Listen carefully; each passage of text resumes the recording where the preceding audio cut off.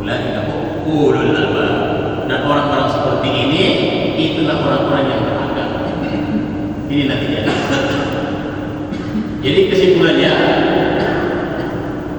orang yang mengikuti jalan-jalan kewajiban, angkat kakinya menuju sebab Tuhannya, itulah orang yang diberikan hidayah. Dan itulah orang-orang yang menggunakan adanya. Ada mafhum mukhalafah dari ayat ini dimasukkan yang berbeda. Ada makna yang terbalik dari ayat ini. Artinya orang yang mengikuti panggilan Tuhannya dengan cara yang baik, maka itulah orang yang ulul albab. Artinya menggunakan akalnya. Kalau menggunakan akal, apa bahasa apanya itu? Normal ya? Normal saja menggunakan akal. Kalau kita katakan ini orang normal. Orang normal itu artinya orang yang menggunakan akal kan? Normal. Kalau tidak menggunakan akal, kan namanya apa? Abnormal. Iya kan? Jadi orang yang mengikuti semua Tuhannya dengan cara yang baik, itulah orang yang normal. Kata ayat. Tapi orang yang tidak mengikuti semua Tuhannya, itu orang abnormal. Betapa tidak banyaknya saudara kita yang abnormal. Tapi kita lihat hari ini Pak, ketika kita jalan ke Merauke, mungkin di Juli tidak ada ya, mungkin di pinggir jalan sambil seret-seret kayak camping. Kalau kita datang ke Merauke mungkin yang ada itu di Brawijaya, di Utara, di jalan-jalan itu kita apa itu? Mungkin di Utara yang perlu lihat kan? Maka kita berkata itu. Apa isyarat kita itu? Kalau begini, mungkin kita tidak katakan kita tadi. Paling tidak kita berkata begini, hati-hati. Ada ulama katakan, sesungguhnya manusia itu kalau dia tahu tentang nilainya gila itu, maka semua kita mau jadi gila.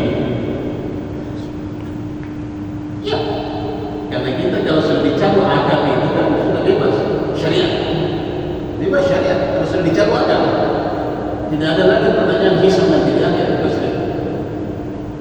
Makanya orang yang sehat tapi sudah tercabut akan sudah bebas syariat. Sudah bebas syariat, kalau sudah tidak normal lagi. Jadi sebenarnya sinonimnya kalau kita mau lihat abnormal itu tadi ayatnya itu. Ini banyak saudara-saudara kita tidak datang memenuhi sebetulnya. Ulaika ulul albab, itulah orang-orang yang menggunakan akalnya, orang yang berpikir. Artinya ada hukum mukhalafah kalau tidak mau mengikuti sebetulnya berarti sebaliknya daripada betapa tidak Allah mengaruniai kita pemahaman yang luar biasa. Tidak ada kita bersyukur dengan kita datang salat berjamaah itu bukan justru kita bangga. Syukur alhamdulillah. Tidak ada yang perlu kita banggakan. Kita hanya yang baik kita harus syukuri daripada Allah berikan taufik kita untuk menunaikan salat berjamaah ya di masjid kita ini.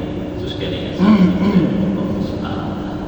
Maka semoga Allah Subhanahu wa taala senantiasa mengikat hati kita di masjid yang Allah Subhanahu wa taala. Dan apa termasuk mungkin di mana pun kita berada.